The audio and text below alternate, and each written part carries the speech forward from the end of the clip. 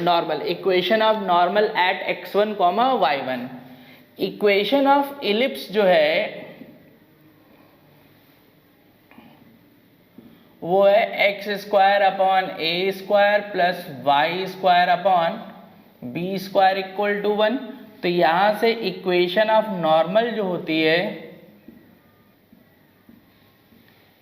Eight x1 comma y1 वो ये होती है x minus x1 upon x1 upon A square equal to y minus y1 upon y1 upon b square. Equality सब लोग ध्यान रखेंगे हमने कहाँ लगाई है। कुछ लोग इक्वलिटी भूल जाते हैं, यहाँ लगा देते हैं तो गलत हो जाएगा। यहाँ रखना, यहाँ पे लगानी है इक्वलिटी। तो ये इक्वेशन हम लोग को ध्यान रखनी पड़ेगी। अब उसके बाद फिर बात आ जाती है इक्वेशन ऑफ नॉर्मल। यहाँ पे हम लोग जो क्वेश्चन सॉल्व करते हैं इस चैप्टर में, ये भी मैं बता दूँ कि हम लोग को यहाँ पे क्वेश्चन सॉल्विंग में हेल्प कौन करेगा। या तो एट द पॉइंट लिखा तो सीधे यही क्वेश्चन आएंगी। उसके बाद अगर थ्रू द पॉइंट है, ड्रॉन फ्रॉम द पॉइंट लिखा है, या कुछ एंगल एक्सिस से बना रही है, इस तरीके की जितने भी क्वेश्चन इसमें होंगे वो इसमें क्वेश्चन सॉल्व किए जाते हैं पैरामीट्रिक फॉर्म से। क्यों ऐसा करना हमने बोला है, वो इसलिए बोला है क्योंकि इलिप्स में हम लोग एक बात ध्यान रखेंगे, अगर पॉइंट आउटसाइड है तो एक ही नॉर्मल ड्रॉ होगा, अगर पॉइंट ऑन द है तो भी एक ही नॉर्मल ड्रॉ होगा ऑन द पॉइंट से, और अगर पॉइंट इनसाइड है तो इलिप्स के ऊपर 4 नॉर्मल ड्रॉ होते हैं। ये बात हमको पता होनी चाहिए। अब अगर नॉर्मल 4 ड्रॉ हो रहे हैं और क्वेश्चन ने गलती से पॉइंट इनसाइड का दे दिया है तो दैट मीन्स 4th डिग्री की इक्वेशन बनेगी, सॉल्विंग बहुत कॉम्प्लिकेटेड हो जाएगी। इसलिए वो कैलकुलेशन इसमें बहुत कॉम्प्लिकेटेड ना हो, इसलिए पैरामीट्रिक फॉर्म से किया जाता है। ठीक है, तो ये बात हम लोग को ध्यान रखनी है। अब जैसा मैं यहाँ इलिप्स में पैरामीट्रिक फॉर्म में सिखा दूंगा कि ड्रॉन फ्रॉम वाला क्वेश्चन या जो है पैरेलल या परपेंडिकुलर वाला पैरामीटर से कर सकते हैं, तो ठीक वही अप्रोच पैरामीटर वाला तुम सर्किल के साथ भी कर सकते हो। ठीक है, पैराबोला में नहीं, क्योंकि पैराबोला जो है उसमें इक्वेशन ऑफ टेंजेंट पैरामीटर में भी पता है, स्लोप में भी था, सभी में पता है। और इलिप्स की कंपेयरिंग किससे हो जाती है, सर्किल से हो जाती है। क्योंकि ध्यान से सोचो, इलिप्स की इक्वेशन में अगर b बराबर कर दें a के तो क्या बन जाएगा, सर्किल बन जाएगा। इसलिए जो सर्किल का मैकेनिज्म है वो कुछ हद तक इलिप्स सर्किल से मिक्स हो जाएगा। तो equation of normal in term of parameter, और पैरामीटर क्या, a cos phi comma b sin phi, ये x1 कॉमा y1 हो गया। और अब यहाँ से क्या हो जाएगा, x minus a cos phi upon a cos phi upon a square y minus b sine phi upon b sine phi upon b square. ये इससे कट जाएगा, ये इससे कट जाएगा, और फिर यहाँ से क्या आ जाएगा, a x minus a cos phi upon cos phi equal to b y minus b sine phi upon sine phi. Bracket open कर लेते हैं, ax अपॉन cos phi minus a square by upon sine phi minus b square. सारे term एक side कर लेते हैं। ये अपॉन में जो cos है इसको sec लिख लेते हैं, और ये जो साइन है इसको कोसेक लिख लिया जाएगा। तो हम लोग जो इक्वेशन लर्न करेंगे वो इक्वेशन ये होगी, ax sec phi minus by cosec phi equal to a square minus b square. अब क्वेश्चन इसमें सॉल्व कैसे किया जाता है वो मैं बता देता हूँ कि जब भी कोई कंडीशन वाला क्वेश्चन भी होगा हम इसी से सॉल्व करेंगे। उसने कहा कि ये लाइन इस एलिप्स की नॉर्मल है तो क्या कंडीशन होगी, तो हम क्या करेंगे, जो भी लाइन दी गई है लिख ली जाएगी, और उसके बाद ये लाइन भी नॉर्मल की इक्वेशन है तो इसका अलग गिवन नॉर्मल और स्टैंडर्ड जो फार्मूला है ये दोनों क्या हो गए, आइडेंटिकल हो जाएंगे। और आइडेंटिकल होने के बाद इनके रेशियो सेम करोगे। रेशियो जब सेम होगा तो ध्यान रखना है सेक फाई से कॉस फाई की वैल्यू निकालनी होगी, और कोसेक फाई से साइन फाई की वैल्यू निकालनी होगी, ठीक। और फाई को मैं एलिमिनेट कर दूंगा, और जैसे एलिमिनेट कर दूंगा तो मेरे पास वो कंडीशन आ जाएगी जिसके लिए फला लाइन जो है नॉर्मल होगी। अब एलिमिनेट कैसे करोगे, तो cos square phi plus sine square phi equal to क्या हो जाएगा 1। इस आर्टिकल का यूज कर दोगे तो क्या हुआ कि सेक से कॉस निकाला इक्वेशन फर्स्ट, कोसेक से साइन निकाला और दोनों इक्वेशन को स्क्वायर करके ऐड कर दिया, और जैसे स्क्वायर करके ऐड कर देंगे तो हमारे पास क्या आ जाएगी, कंडीशन आ जाएगी। तो इतना पहले लिख लेते हैं फिर आगे बढ़ते हैं। तो अब क्वेश्चन की शुरुआत करते हैं। जो क्वेश्चन अभी जिस तरीके से मैं बताऊंगा, जो भी समझाया है ठीक उसी पैटर्न से ही क्वेश्चन वो चलना है, ठीक है ना। लिखो find the condition that line LX plus MY plus N equal to 0 normal to the ellipse x square upon a square plus y square upon b square equal to 1। अब अगर इलिप्स की कोई इक्वेशन ना दे तो वही standard equation यही ले लेनी है, ठीक है। अब तुरंत जैसे ही हमारे दिमाग में बात आई कि हमें कंडीशन निकालनी है कि ये लाइन इस इलिप्स की नॉर्मल है, तो तुरंत समझ में आ जाएगी बात कि LX plus MY plus N equal to 0 fix method मैंने बता दिया है। नॉर्मल की इक्वेशन लिखोगे और उसके बाद नॉर्मल की इक्वेशन अपने पैरामीट्रिक फॉर्म में ध्यान है वो उसके नीचे लिख ली जाएगी।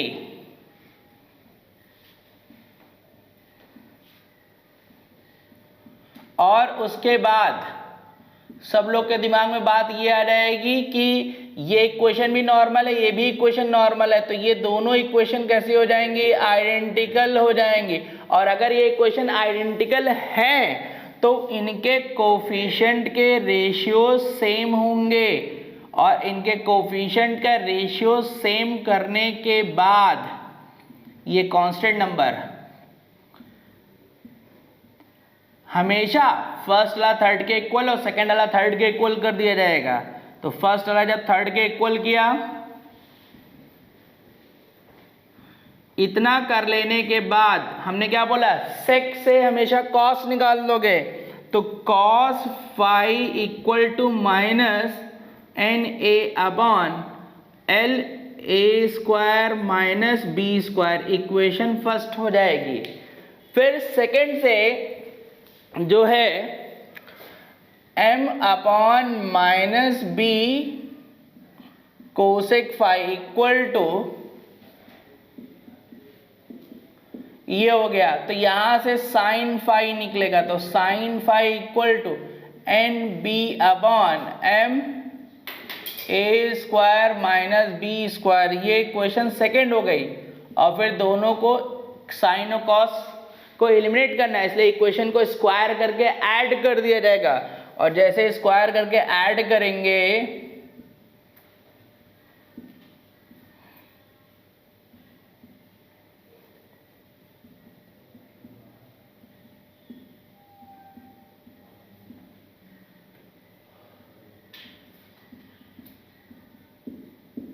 ये वैल्यू 1 हो जाएगी। यहां से कॉमन कर लोगे N square upon A square minus B square whole of square, A square upon L square, B square upon M square, और finally A square upon L square plus B square upon M square equal to A square minus B square whole of square upon N square. अब जरा ध्यान से सोचो, जैसे circle में parabola में parabola तक हम लोगों ने क्वेश्चन किए थे क्या कि k की वैल्यू निकालो जिसके लिए लाइन जो है नॉर्मल है सर्किल की या पैराबोला की, तो सेम इलिप्स में भी कि लैम्डा की वैल्यू क्या होगी जिसके लिए लाइन नॉर्मल हो, तो तुरंत क्या करना है कि लाइन नॉर्मल है, नीचे पैरामीट्रिक फॉर्म लिखा, रेशियो बराबर किया, स्क्वायर करके ऐड कर दिया, तो लैम्डा होगा तो लैम्डा की वैल्यू आ जाएगी, के होगा तो के की वैल्यू आ जाएगी। कुछ लोग ये कर लेते हैं कि ये इक्वेशन ही रट लेते हैं, ठीक, और उसमें से कंपेयर करके ए और बी एल एम एन के प्लेस पे क्या लिखा है यहाँ पुट कर दो, सीधे लैम्डा की वैल्यू आ जाएगी। लेकिन ये याद नहीं रखना है, ये बात सब लोग याद रखेंगे, ठीक है ना, मैकेनिज्म याद रखेंगे, रेशियो बैलेंस करना है, स्क्वायर करके ऐड कर देना, कंडीशन आ जाएगी। तो इसको लिखेंगे फिर और आगे बढ़ते हैं नेक्स्ट क्वेश्चन पे। तो अब नेक्स्ट क्वेश्चन की find the value of lambda for line normal to the ellipse. तो तुरंत हम लोग क्या करेंगे, इलिप्स को स्टैंडर्ड फॉर्म में लिख लेंगे। तो ए स्क्वायर की वैल्यू कितनी आ जाएगी 4, बी स्क्वायर की वैल्यू क्या आ जाएगी 3, और इक्वेशन हम लोग को याद है क्या, A X sec phi minus B Y cosec phi equal to A square minus B square. यहाँ से वैल्यू रख दोगे तो ये वैल्यू कितनी आ जाएगी 2x sec phi minus √3y cosec phi equal to ये 1 आ जाएगा, और ये लाइन इसकी नॉर्मल है तो 3x प्लस 2y, और ये 1 को भी इधर ट्रांसफर कर लिया तो यहाँ से प्लस लैम्डा इक्वल टू 0। अब इनके रेशियो को बैलेंस कर देंगे, और जैसे ही रेशियो बिल्कुल फिक्स मैकेनिज्म बताया है, इसके अलावा नॉर्मल में तुम्हें अपना कोई दिमाग नहीं लगाना है, ये ध्यान सब लोग ध्यान रखेंगे। फिर फर्स्ट वाला थर्ड के इक्वल, सेकंड वाला थर्ड के इक्वल, तो 2/3 sec phi equal to -1 lambda, या sec phi equal to -3/2 lambda, तो कॉस फाई का वैल्यू -2 लैम्डा/3 इक्वेशन फर्स्ट हो गई। और next -√3/2 cosec phi equal to -10, तो यहां से कितना आ जाएगा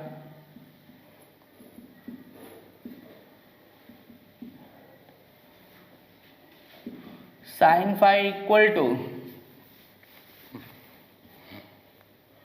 √3 लैम्डा/2, ये इक्वेशन सेकंड बन गई। तो cos square phi plus sine square phi equal to 4 lambda square by 9, 3 lambda square by 4। तो यहाँ से अब वैल्यू निकल आएगी कि नहीं निकल आएगी, तो ये कितना आ जाएगा 16 lambda square 27 lambda square upon 9 into 4, और अब फाइनली लैम्डा स्क्वायर का 9 इंटू 4 ये कितना हो जाएगा 43। तो लैम्डा की वैल्यू प्लस माइनस 3 और 2 6/√43 आंसर। आप चाहते तो क्वेश्चन से वो ए बी और सी और सब एल एम एन की वैल्यू निकाल के उसमें पुट कर तो भी आ जाएगा, लेकिन वो सब नहीं याद रखना, करना हमें क्वेश्चन ऐसे ही सॉल्व है। अब इसी मैकेनिज्म से चाहो तो equation of normal in term of slope भी लिख सकते हो। कैसे, इलिप्स की इक्वेशन ये है, ठीक सुन लेंगे, इतना काम करेगा ये, अपने आप से कर लोगे, और ये इक्वेशन ऑफ नॉर्मल मान लोगे, और m क्या हो गया स्लोप ऑफ नॉर्मल, ठीक। और उसके बाद अब ये इक्वेशन कैसे हो गई mx minus y plus c equal to 0, और अभी हम लोगों ने नॉर्मल की इक्वेशन पढ़ी है क्या, ax sec phi minus B Y cosec phi और minus A square minus B square equal to क्या आ गया 0। रेशियो को बैलेंस कर दिया जाएगा,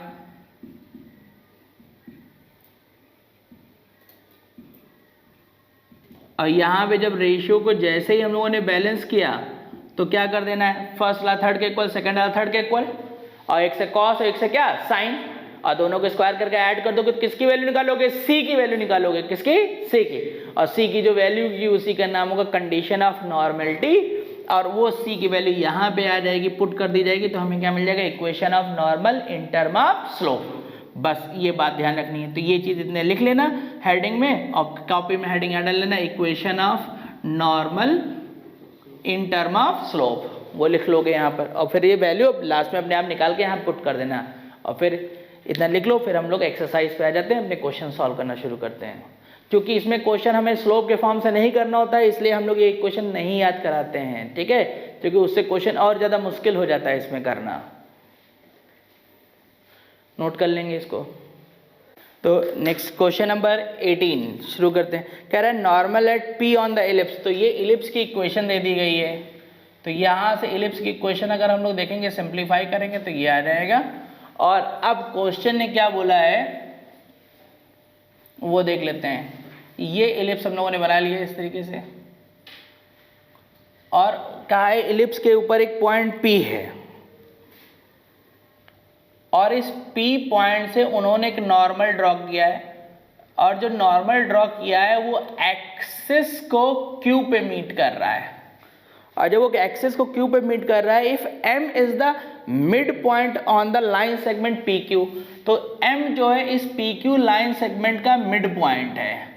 और उन्होंने क्या कहा है, locus of M intersect latus rectum of given ellipse at the point, यानी कि ये जो इलिप्स है, इस इलिप्स का मैं लेटर सेक्टम निकालूंगा और इस एम पॉइंट का क्या निकालूंगा, लोकस, और फिर उनका क्या निकाल दूंगा, पॉइंट ऑफ इंटरसेक्शन, और जो पॉइंट ऑफ इंटरसेक्शन होगा वो कोई ना कोई एक ऑप्शन होगा। तो चूंकि मुझे इसका लोकस निकालना है इसलिए इसका कोऑर्डिनेट हमें क्या लेना पड़ेगा, एच और के।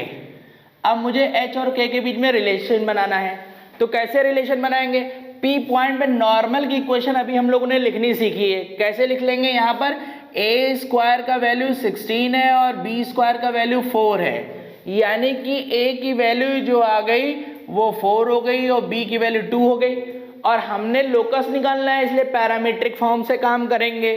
तो यहाँ पर इसका कोऑर्डिनेट क्या रहेगा, a cos phi comma b sin phi, ये पॉइंट है हम लोग के पास।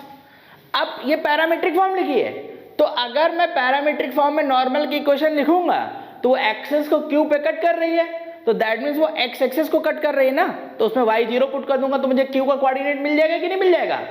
और जब q का कोऑर्डिनेट मिल जाएगा तो h जो है p और q का मिड पॉइंट है, तो h इक्वल टू क्या रहेगा, x1 प्लस x2/2 और k की वैल्यू y1 प्लस y2/2। अब जैसे यहाँ पे एक बात तो q में क्लियर है कि उसका y कोऑर्डिनेट 0 होगा, तो यहाँ से हम लोग ये तो ऐसे ही बोल सकते हैं कि भैया k की वैल्यू जो आएगी वो 2 sin फाई प्लस 0/2 आ गई, तो यानी कि k की वैल्यू क्या आ गई, sin फाई।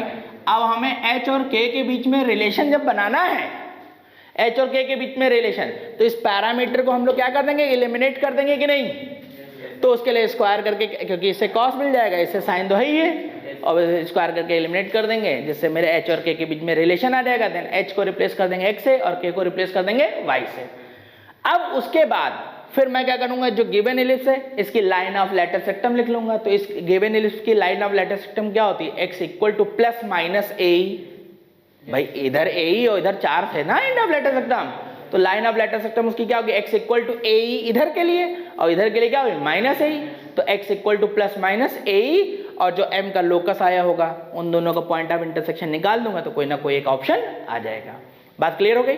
तो अब यहाँ p पॉइंट में नॉर्मल की इक्वेशन, तो equation of normal eight p, तो इक्वेशन ऑफ नॉर्मल अभी हम लोगों ने पढ़ी है, क्या पढ़ी है, ax sec phi minus by cosec phi equal to a square minus b square. a की वैल्यू पुट कर देते हैं,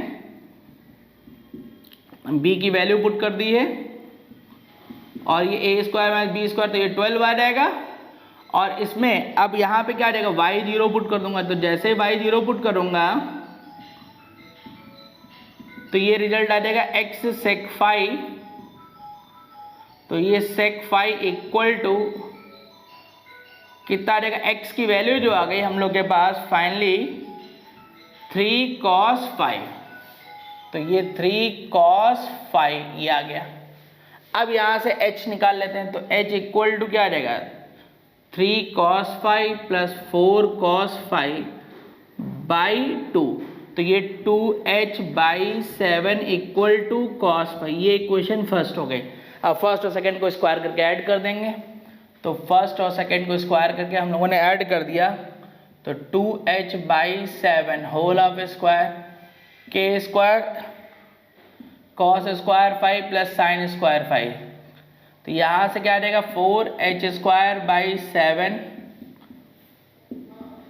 तो ये 49 उधर ट्रांसफर कर लेंगे, तो पुट हो जाएगा h equal to x k equal to y, तो 4x square plus 49 y square equal to 49, ये तो लोकस आ गया। अब equation of line of latus rectum, तो इक्वेशन ऑफ लेटस रेक्टम,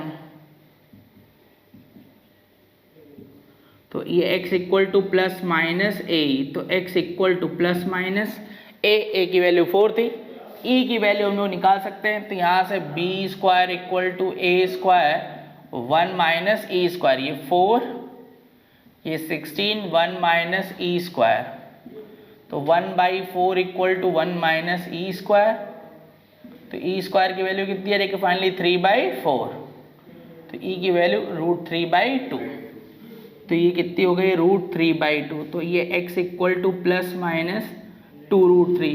अच्छा, अब मुझे इनका पॉइंट ऑफ इंटरसेक्शन निकालना है, तो जैसे मैं चाहूँ तो ऑप्शन से भी देख सकता हूँ कौन सा आंसर है, क्योंकि x तो फिक्स हो गया यही आना है। तो मैंने देखा x किस में आ रहा है, C में भी आ रहा है और D में भी आ रहा है, तो उसका ऑप्शन या तो C होगा या तो क्या होगा D। अगर खाली एक ही में होता तो मतलब मुझे y कोऑर्डिनेट निकालना ही नहीं पड़ता, लेकिन दो ऑप्शन में लिखा हुआ है C और D में, इस वजह से जो है मुझे यहाँ पे क्या करना पड़ेगा, सॉल्व करके निकालना पड़ेगा। तो यहाँ वैल्यू पुट कर दो 4 plus minus 2√3 whole of square plus 49 y square equal to 49। तो फाइनली अब इसको वाई स्क्वायर को सॉल्व करके वैल्यू बताओ कितनी आ रही है। तो यहाँ से जब सॉल्व कर देंगे तो y की वैल्यू ये आ जाएगी। तो ये फाइनली हम लोग के पास ये इसका पॉइंट ऑफ इंटरसेक्शन ये निकल के आ गया, तो ये हम लोग के पास सी ऑप्शन आ जाएगा। इसको नोट करेंगे। अब अगला क्वेश्चन, तो 19th क्वेश्चन अब कह रहा है normal at the one end of lattice rectum of the ellipse. तो यहाँ पर ये इलिप्स है। अच्छा, अब इलिप्स में यहाँ पे क्या बोलेगी, normal at the end of lattice rectum of the ellipse. तो इलिप्स में अगर एंड ऑफ लैटिस रेक्टम देखे जाए तो हमें 4 मिलेंगे। तो 4 में से जब भी ऐसी चूज करने की कोई बात आती है तो कोई एक चूज करके काम किया जाता है। तो मान लो हमने जैसे ये वाला एंड चूज कर लिया, एंड ऑफ लैटिस रेक्टम एक, तो यहाँ से अगर देखेंगे तो यहाँ एंड ऑफ लैटिस रेक्टम क्या था, AE, B² था कि नहीं। अब क्वेश्चन ने दूसरी बात ये बोली है कि नॉर्मल जब इस एंड से निकलेगा तो passing through extremity of A minor axis. तो यानी कि यहाँ का जब नॉर्मल यहाँ से खींचा तो इसके लिए जो माइनर एक्सिस हुआ वो यही तो हुआ, तो यहाँ से वो पास हो रहा है और ये पॉइंट क्या है 0, -b। अब चाहे कोई क्वेश्चन ऐसे भी सॉल्व कर सकता है क्या कि यहाँ से बनाया तो यहाँ से पास होगा। अब किसी ने नीचे से पॉइंट ले लिया तो यहाँ का माइनर एक्सिस उसके लिए ये वाला पॉइंट होगा। तो करना क्या होगा कि ये पॉइंट तो मुझे ऑलरेडी पता है, ठीक है, एक बात। तो यहाँ जब ये पॉइंट पता है तो ये पॉइंट कैसा काम करेगा, x1, y1। और दूसरी बात कि मुझे क्वेश्चन में जो निकालना है e⁴ plus e² equal to मुझसे पूछा जा रहा है कि क्या आ रहा है, तो मैं निकाल सकता हूँ। कैसे निकाल सकता हूँ कि ये तो एट द पॉइंट बन गया। अब एट द पॉइंट में नॉर्मल की इक्वेशन तो मुझे लिखनी आती है कि नहीं आती है। अभी फार्मूला हमने देखा कि क्या फार्मूला था, x minus x1 upon a² equal to y minus y1 upon b²। तुमको मैं और बताऊं, ये तो मैं तुमको फार्मूला दे रहा हूँ, इसमें बहुतों के पास तुमको इसमें फार्मूला भी नहीं दिखेगा। जानते हो क्या करते हैं, वो कैलकुलस से करते हैं। जैसे एक बार मैंने क्वेश्चन पैरा बोला, मैं कैलकुलस से एट द पॉइंट पे टेंजेंट की क्वेश्चन सॉरी नॉर्मल की क्वेश्चन लिखी थी ना, तो वो उससे करते हैं, लेकिन वो बेवजह क्वेश्चन को छोटा नहीं और बड़ा करना शुरू कर देता है। तो जबकि इलिप्स में हाइपरबोला में एट द पॉइंट में नॉर्मल की इक्वेशन होती है, क्या होती है, ये देखो ये लिखी है, ये होती है। अब यहाँ से तुमने पॉइंट रख देना है,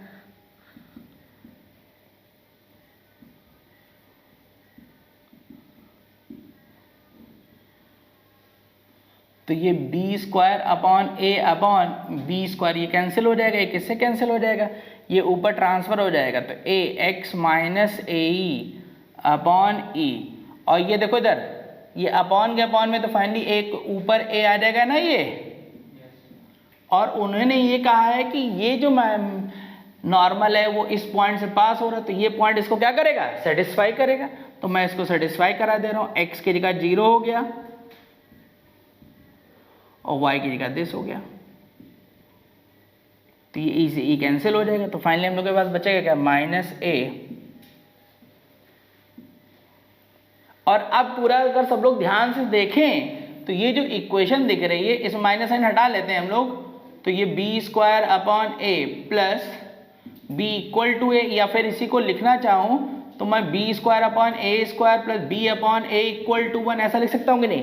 तो क्वेश्चन वाला बनाना चाहे तो वो इतना भी बना सकता है, लेकिन इस क्वेश्चन वाले ने क्या बोला है कि ई के टर्म में चाहिए, तो कोई प्रॉब्लम थोड़ी है। ए बी और ई के बीच में रिलेशन तो हमें स्टैंडर्ड पता ही है इलिप्स में कि भाई हमारे पास क्या रिलेशन होता है, b² equal to a² 1 minus e²। तो फाइनली अगर मैं लिखना चाहूँ तो b² upon a² equal to 1 minus e² होगा कि नहीं होगा, अरे है कि नहीं।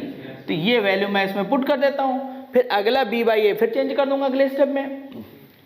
तो यहाँ से जो वैल्यू आ गई वो 1 minus e² plus b/a equal to 1, ये इससे कैंसिल हो जाएगा और अब बचेगा क्या, B E square equal to B by A आ जाएगा कि नहीं, और इसको फिर से स्क्वायर कर दो तो ये E to the power 4 equal to B square upon A square बन गया कि नहीं बन गया, और बी स्क्वायर अपॉन ए स्क्वायर की वैल्यू फिर से पता है क्या, 1 माइनस ई स्क्वायर यानी E to the power 4 plus E square equal to क्या आ गया 1। आंसर। बात समझ में आ गई है, तो इसको नोट करेंगे, फिर अगला क्वेश्चन लिखते हैं। तो यहाँ पे ये इलिप्स दे दिया गया x square upon 6 plus y square upon 3 equal to 1। अब कह रहे हैं normal from the point h, 1, तो भाई h, 1 फ्रॉम द पॉइंट है, तो फ्रॉम द पॉइंट मतलब पॉइंट कहीं वो बाहर होगा, ठीक। अब उसके बाद उन्होंने ये बात बोली है कि इस perpendicular to the line x plus y equal to 8, तो x plus y equal to 8 वाली लाइन तो इधर ही आएगी, ठीक है, हमने बना दी। अब ये नॉर्मल इस पॉइंट से जो है खींचा जा रहा है और इस लाइन के ऊपर क्या है, परपेंडिकुलर है, तो हमें h की वैल्यू बतानी है। तो हम लोग क्या करेंगे, अब देखो फ्रॉम द पॉइंट की बात हो गई, तो हमें क्या करना पड़ेगा, इक्वेशन ऑफ नॉर्मल लिखनी पड़ेगी, किसके, इन टर्म ऑफ पैरामीटर, क्योंकि एट द पॉइंट नहीं है, किसके, फ्रॉम द पॉइंट। तो हम इसमें इक्वेशन ऑफ नॉर्मल लिख लेंगे इन टर्म ऑफ पैरामीटर, और उसको लिखने के बाद हम कहेंगे कि h, 1 वाला पॉइंट नॉर्मल की इक्वेशन को क्या करेगा, सेटिस्फाई करेगा। तो ध्यान से सोचो, पूरी इक्वेशन किसके टर्म में बनेगी, h के टर्म में बन जाएगी और फाई के टर्म में बन जाएगी, और अब वो नॉर्मल इस लाइन के ऊपर क्या है, परपेंडिकुलर, तो नॉर्मल की स्लोप और इस लाइन की स्लोप का प्रोडक्ट क्या हो जाएगा, -1, और वो जैसे मैं करूंगा फाई की वैल्यू मिल जाएगी, आंसर आ जाएगा। तो यहां से अब नॉर्मल की equation ax sec phi minus B Y cosec phi equal to A square minus B square, A की value √6x sec phi minus √3y cosec phi equal to क्या आ गया, 3 आ गया। यहां से m निकाल लेते हैं, m1 minus coefficient of x upon coefficient of y, ये आ गया। तो ये m1 इक्वल टू √2 और ये कितना आ जाएगा, फाइनली ये tan फाई बन जाएगा। और अब ये नॉर्मल पास हो रहा है इस पॉइंट से h, 1 से, तो h, 1 वाला पॉइंट इसको क्या करेगा, सेटिस्फाई करेगा। तो √6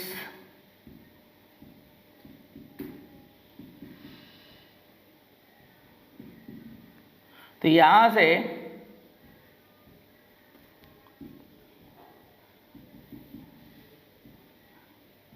ये आ गई इक्वेशन A, और अब यहां से इसका स्लोप m2 -1 आ जाएगा, तो m1 m2 इक्वल टू क्या आ जाएगा, -1, तो √2 tan फाई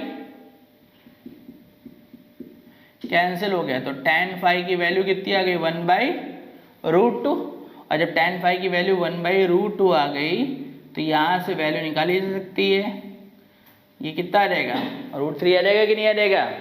और अब यहाँ से सेक और कोसेक सब की वैल्यू आ जाएगी कि नहीं आ जाएगी, तो यहाँ से साइन फाई और कॉस फाई, तो वैल्यू यहाँ पे पुट कर दो, सेक तो कॉस का रेसिप्रोकल होता है ना, तो यहाँ पे कितना हो जाएगा, √3 अपॉन √2 3 प्लस √3, ये कितना आ जाएगा, √3, तो फाइनली √3 एक तो ये कैंसिल हो गया, √3, तो यहाँ से बचेगा कितना, ये 3h और ये 3 + 3, तो फाइनली कितना आ जाएगा, h इक्वल टू 2 आ गया आएगा आंसर। कोई प्रॉब्लम इसमें, तो ये बी ऑप्शन आ जाएगा, इसको नोट करेंगे, फिर अगला क्वेश्चन पढ़ते हैं 21। तो अब इस नेक्स्ट क्वेश्चन में क्या कह रहा है, इस पैराबोला पे एट द पॉइंट पे टेंजेंट ड्रॉ करी जा रही है, और दूसरी इस पॉइंट पे पैराबोला एलिप्स पे क्या नॉर्मल ड्रॉ करी जा रही है, वो दोनों आइडेंटिकल हैं, तो मुझे टी और फाई की वैल्यू के बारे में बताना है। अब अगर ये एलिप्स को देखा जाए तो यहाँ पर हम लोग ये देख रहे हैं कि ये जो पॉइंट दिया गया है ये पैरामीट्रिक फॉर्म में, और पैरामीट्रिक फॉर्म में एलिप्स की नॉर्मल की इक्वेशन हमें लिखनी आती है, तो इक्वेशन ऑफ नॉर्मल जो हो गई वो क्या हो गई, ax sec phi minus B Y cosec phi equal to A square minus B square. A की वैल्यू ये है,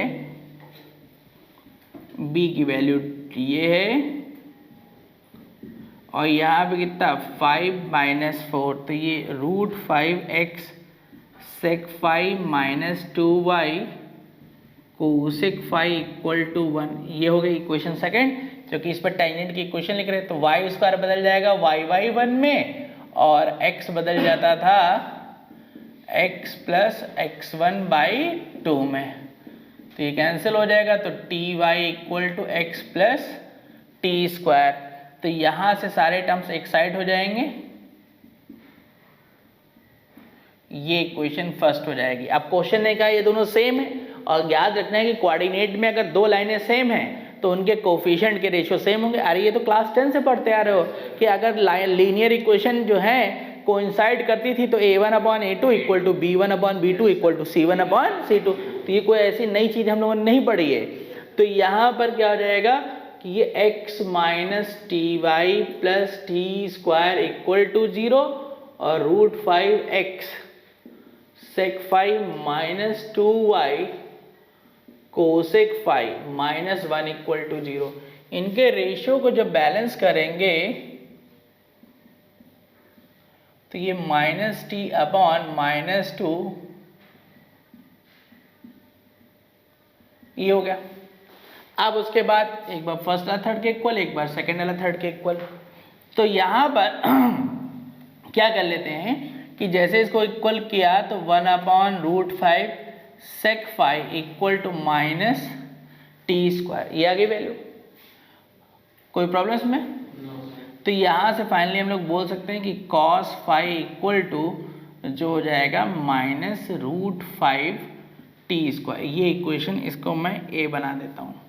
सेकेंड वाले को इक्वेट करते हैं तो माइनस टी, ये सेकेंड वाले को इक्वेट मत करो, इसको इक्वेट कर देते हैं तो ज़्यादा अच्छा है। क्या होगा कि यहाँ से खाली टी की वैल्यू निकलेगी, और वो टी की वैल्यू उठा के यहाँ रख दूंगा तो पूरी इक्वेशन 5 में मिल जाएगी।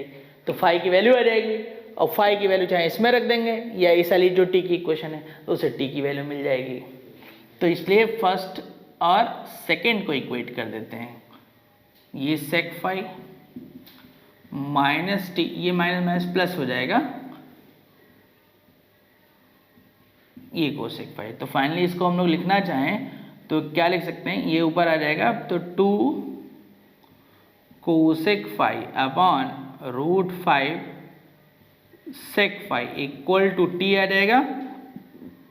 तो ये फाइनल कितना आ जाएगा, इसको 2/√5, ये 1/cos होगा, ये अपॉन साइन हो जाएगा। तो फाइनली ये cot phi बन रहा है कि नहीं बन रहा है? तो ये इक्वेशन बी बन जाएगी। इस बी को उठा के यहाँ पुट कर देते हैं, इससे पूरी इक्वेशन किस में जाएगी 5 में, और जब 5 की वैल्यू मिल जाएगी यहाँ पुट कर देंगे तो टी की वैल्यू आ जाएगी। तो पहले इतना लिख लेते हैं फिर वैल्यू निकालते हैं।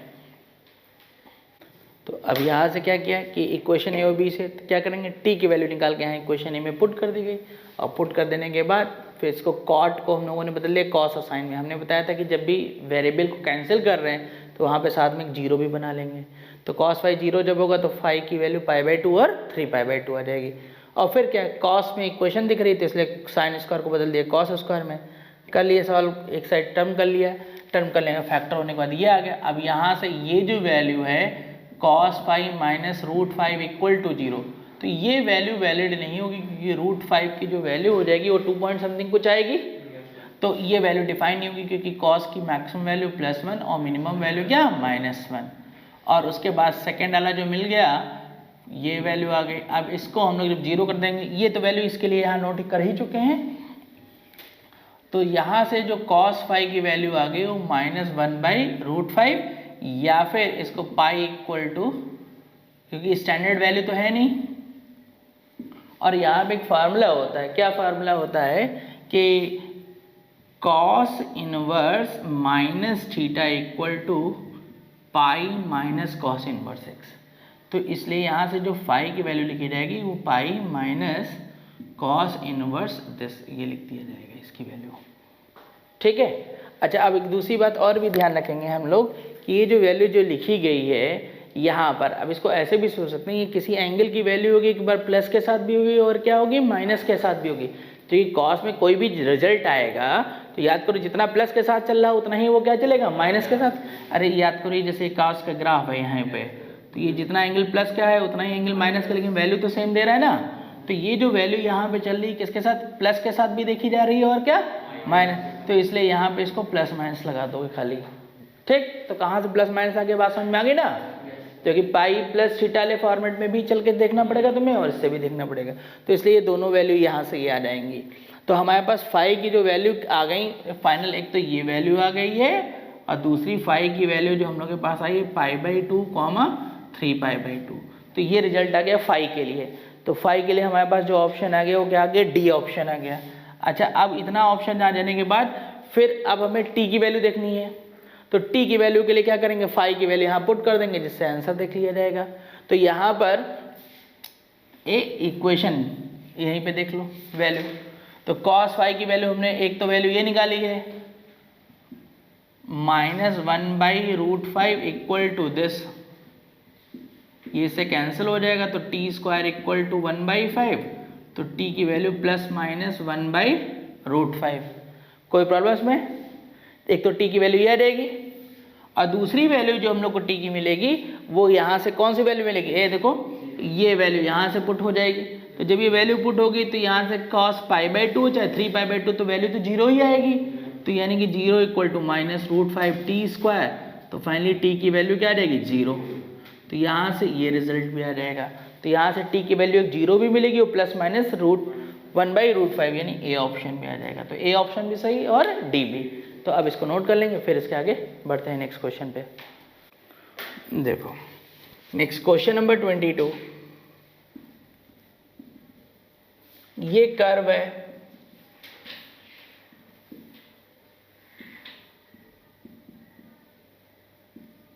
अब इसमें हमसे क्या बोला जा रहा है कि पॉइंट ऑन द कर्व, ये इक्वेशन है किसकी, इलिप्स की ही तो है, और इलिप्स की इस इक्वेशन में हम लोग को एक लाइन दे दी गई है x + y = 7। अब इस इलिप्स के ऊपर मुझे एक पॉइंट बताना है जिसके लिए, अब ये x + y = 7 वाली लाइन कहाँ होगी, नीचे तो होगी नहीं, x 0 पुट करोगे तो प्लस, y 0 पुट करोगे तो दोनों प्लस, तो ये लाइन ऐसे आ रही होगी और हमें इसके ऊपर एक पॉइंट बताना है जिसके लिए इस लाइन से उसकी डिस्टेंस क्या हो, मिनिमम। तो तुरंत हम लोग के दिमाग में बात आ जानी चाहिए, क्या बात आ जानी चाहिए कि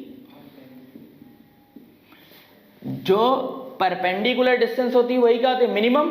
और फिर हम थोड़ी सी बात और याद करें तो पैराबोला में हम लोगों ने लिखा ही था कि shortest distance between two curve always lies along normal. तो मैंने इस जगह का पॉइंट जो होगा वो क्या लिखा जाएगा, √6 cos phi, √3 sin phi।